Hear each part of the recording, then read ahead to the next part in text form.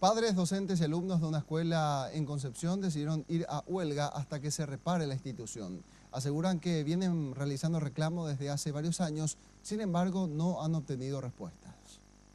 Se trata de la escuela básica número 4912 Gustavo Jiménez, del barrio Villa Oliva de Concepción.